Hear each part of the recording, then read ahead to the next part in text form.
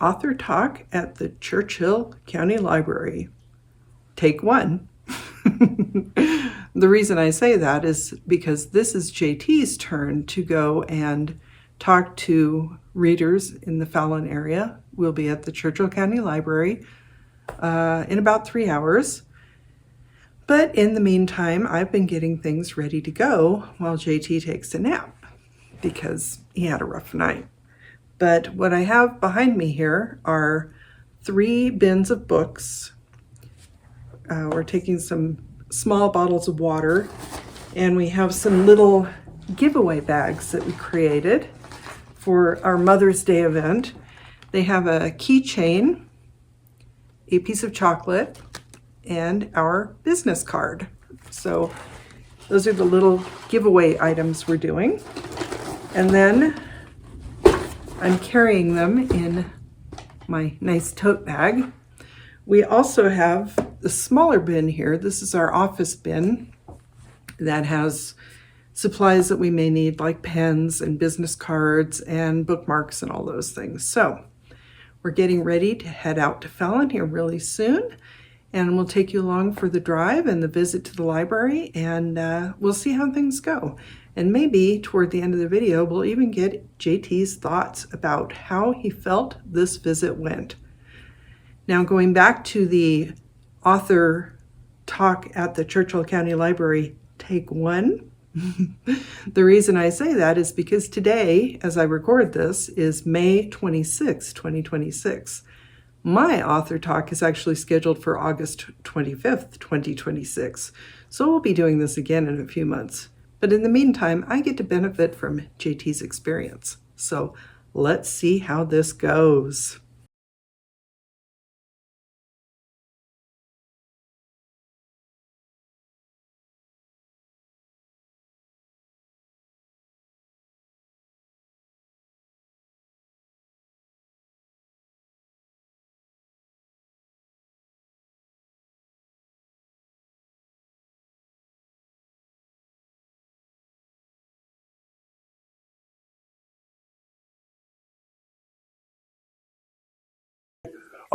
I had originally done, I'm going to do a 2-part talk tonight. And the reason I'm going to ask the older generation to hang out with the Nevada part. What I want to do is I want to do the first part. I want to direct it more toward the younger generation. Just be patient with me as we do this, because I think this is important, because I'm so very glad to see you here. I'm so very glad to see you here. And some of the questions that y'all may have as you work through life is, I have a story. How do I tell my story? How do I write my book? And this is the advice that I give to everybody that wants to write a book. It doesn't matter if you're my age, back in the dark, dinosaurs, or if it's your age. For y'all to write your book, find your passion. Find your first passion. Find your first passion and start writing stories about that. Now, some people will say that's fanfic, and that's fine. Fanfic is fine, because it teaches you structure and it teaches you storytelling. So write your story, be proud of your story, and get your story in front of your friends, and so they can read it. And you can learn from their feedback, because as you get older, you're going to find out that feedback not only makes us better writers, but it makes us better human beings. So eventually, you're going to want to write a story, and you're going to want to tell a story. So what I do is, what your first step is to find your passion. Find something you really love. For me, it was Star Trek. Old Star Trek with the Christmas light. We have been in Nevada for most of our lives. She was born in California, I was born in Texas, and that's the case for most Nevadans. We're born someplace else. Very few of us, relatively speaking, are from Nevada. Are born in Nevada, but we become Nevada because we go to school in Nevada, we go to college in Nevada, we go to university in Nevada, we have our children raised in Nevada, and they go to school and they graduate. As a matter of fact, our oldest daughter, please don't hate me when I say this, our oldest daughter is a middle school teacher in Churchill County. So that gives you an idea how Nevada we are. But again, does that give us the credentials to write about Nevada? And I have to tell you, it's fun to write about our state. it is fun to write about our state. I'm going to do a little name dropping here. Rich Moreno, who was the publisher out at Nevada Magazine for 15 years. You know who I refer to. He wrote The Backyard Traveler. I'm sure you must have him in your catalog. Rich was on our podcast. We do a podcast for writers every Sunday. And again, if you get a card, you can get access to that. And Rich was on our show. And so I asked him, what is it about Nevada that makes it so interesting to write about? And he says it's because, well, basically it's wildness. Because, for instance, you came from the eastern side of the United States, more eastern than here anyway. And for folks that have lived in east, where's east? East is over here. Folks that have lived from the eastern part of the United States have, their own unique culture, a culture that's been developed over generations, that it's been in place for hundreds of years. Then as you slowly make that trek towards the west, across the Rockies, and then once you cross the Rockies, you come into some interesting landscape. Writing about Nevada, writing about Nevadans. Nevadans are fun people to write about. They're very fun people to write about because they're all unique, they're all very real, and they're all very strong, and they all have these beliefs in God, country, and everything. Yes, sir? You base some of your characters on Nevada? Oh, absolutely, absolutely. I try to stick away from the factual folks because I want to be careful how I represent them. But having lived in Nevada continuously since the 70s, I can't avoid including some of those characters in the book. I'm going to name drop somebody else who I miss, and that's Guy Clifton, who was a reporter and writer for himself and graduated from Gabbs High School. Go Tarantulas. And that's fine. The reason, though, I mentioned Guy Clifton is he was a beta reader on one of my books, the second book in this series. And one of the characters said was perfect for Gabbs, Nevada. It reminded him so much of that. So, yes. And if you knew of Guy, you knew that he was, he was most famous for writing a series of books. You must be a Nevadan if you remember this. So, like, you must be a Nevadan if you remember Liberty Bell, for instance. Things like that. But people like that do enter into this book. People like that do enter this book. Nevada obviously enters into this book. Somebody gave me a really horrible review and says he didn't even do his research, and unfortunately, he was correct. After I read that review, I went back and did better research. And yes, the reviewer was absolutely correct. You're fine. The reviewer is absolutely correct. In a Glock, which is the chosen handgun for most police officers, you have to pull the trigger to disengage the safety. And someday I'll go through these books and I'll fix that, but I leave it there sometimes to keep me humble.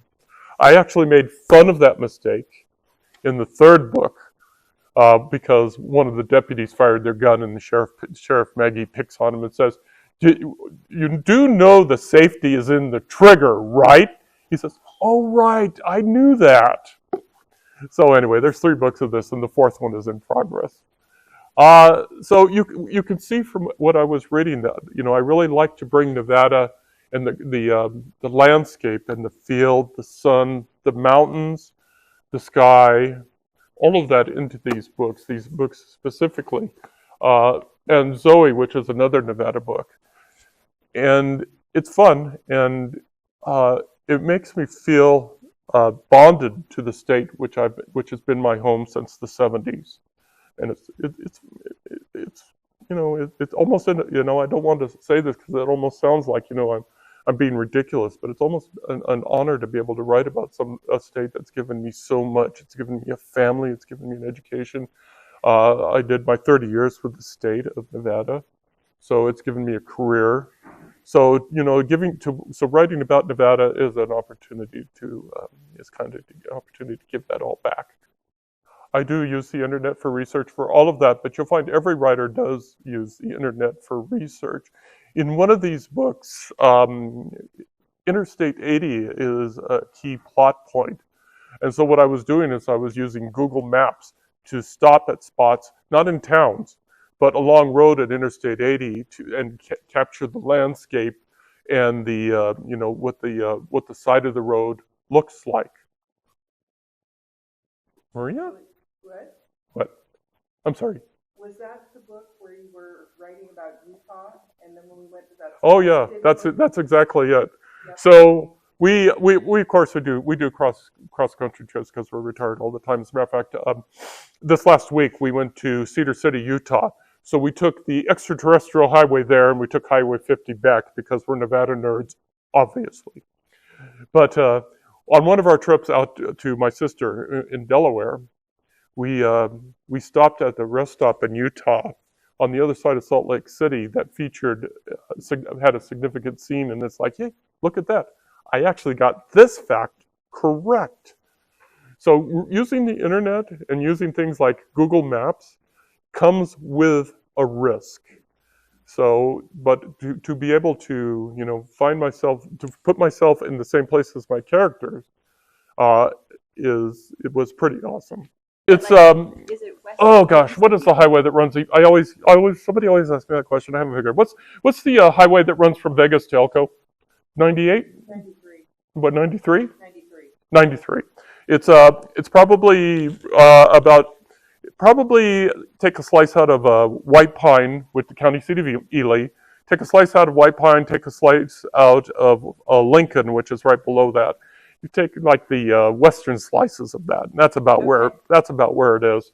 I purposely put it near the areas. The areas. Nevadans know what I say when I say areas that the feds control. Okay. So, and there is a mysterious Air Force base that touches Maggie's County. So that's also part of the discussion. And I did neglect to mention earlier that the feds have such a presence in our state, and those are also included in here. Obviously, Fallon exists because of the feds, for all intents and purposes.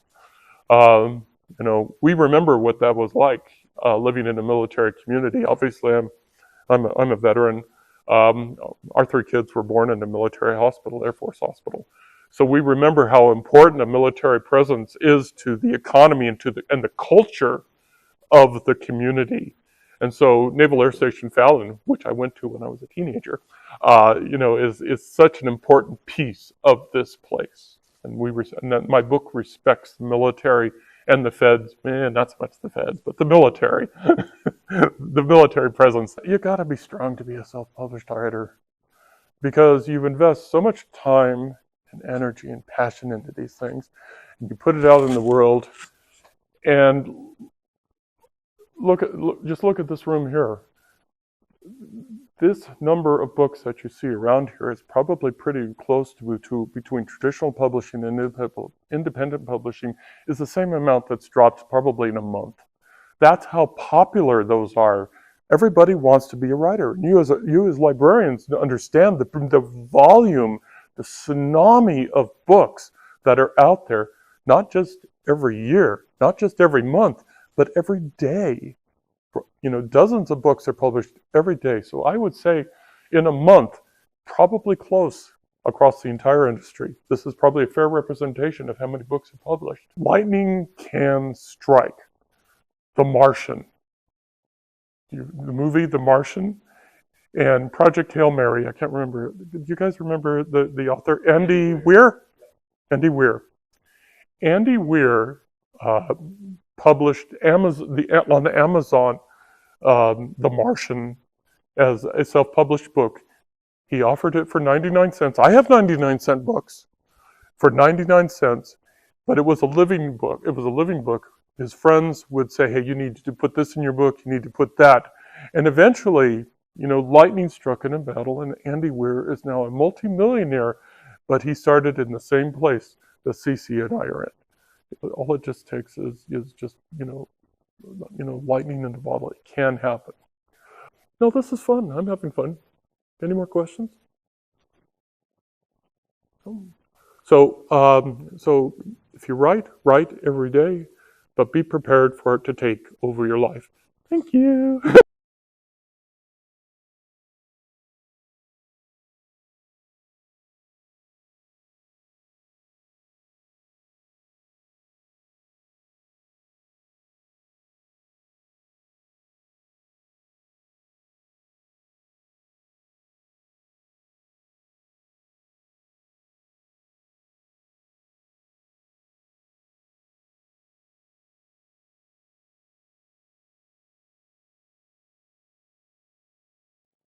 You may be able to tell it is the next morning. We were so tired after our trip out to Fallon and back that we went straight to bed. We got home after 8:30 p.m., which is late for us old folks. But I think it was a good experience all around. I know JT really enjoyed himself. I did not get a chance to do the post event interview because we were so tired, but at the end of his talk, he did mention how much fun he had. So hopefully, if I've done this correctly, you will have seen our drive out to Fallon and then the event and then our drive back. I don't know how much of the footage I captured will end up in the video because it was a little interesting that where I had the camera set up, we had some people kind of stand in front of it at some points, and there was a bit of moving around on JT's part toward the end. I think he got a little anxious as he was winding things down. So I'm going to have to cut out a few little sections of his talk. I'm not going to do the full thing because it was an hour. So I'll try to edit in the high points, hopefully, so that it will make sense and give you a pretty good idea of how the talk went. And we really enjoyed visiting the Churchill County Library. They are very kind out there. The event started after the library closed. So the library closed at 6 p.m. and then JT did his talk from 6 to 7 o'clock. So the librarians stayed around for an extra hour and a half or so. Excuse me. And it was very pleasant. There were some probably preteen to teenagers there who seemed actually interested in what JT had to say, and he did direct some of his talk to them. We also brought along some small bottles of water for everyone, but the library did provide some snacks as well. They had some cookies and fruit, and we even actually sold a few books, which I wasn't expecting. We took them along because we weren't sure if anybody would be interested, but we did end up selling a few. And unlike many of our events, we did not spend the money we earned because we were the only ones there. JT also got a chance to see the books that the Churchill County Library has on the shelf. They have Sheriff in Nevada and Downfall, and the librarian Magdalena also mentioned that they do have more books on the way that they will be shelving. So the two they currently have on the shelves are pretty worn because they've been checked out a few times. And JT autographed those, and I think it was just a good time for everyone. So everyone did seem to enjoy themselves. The audience had some good questions. If I do manage to get some of that into the video, you may not hear the questions because I had JT mic'd, but which means that the phone itself was not picking up on sound. It was just his microphone. So you probably would not be able to hear the questions. But if nothing else, hopefully his answers will make sense if I end up using those. So I am recording this outro basically before I've edited the video. So I'm not entirely sure how this is going to turn out, but hopefully it will be something fun and interesting for anyone who might want to see what an author talk at a library is like. That was our first one, and it was JT's solo appearance because the librarians wanted to break us up so that they would have more events to offer to their readers. So I will be doing mine in August. And now that I've watched JT do his, I have some thoughts about how I should set mine up. I think overall I will probably do something very similar to what he did, but obviously my talk will be different because my books are different. And so am I. So I do thank you for joining me again. We have had a bit of rain here in Nevada, which you will have seen hopefully in some of the footage because I was filming as we were driving back and forth, and it was a very beautiful cloudy night. So I really enjoyed the drive as well. And today is another cloudy and a little bit damp day here. It's very pleasantly cool, which is why I'm wearing my hat. I don't think we turned the furnace back on because really it's almost the end of May, but I think any day where it stays cool is a day I'm going to enjoy because it's going to be unbearably hot before too much longer. So hopefully you're having wonderful weather where you are and you're going to have a wonderful Wednesday. We're halfway through the week and we're winding down the month of May. So we'll see what adventures happen in the next few days. We do have a series of events coming up, which I've mentioned previously, and I may do a video talking more about those upcoming events soon. Also, I spent some time this morning working on finalizing my cover for Restless Spirits Book 2, so there will be more information coming about that very soon with my title and cover reveal. And I'm thinking that should be within the next few days. We are less than a month away from publication right now because it is May 27th, and my plan is to publish the book on June 26th. So we'll see how that goes. So thank you again for joining me. I hope you have a wonderful day, and I will talk to you again tomorrow. I'm Cassidy Carson, and this is The Life of a Writer. Take care.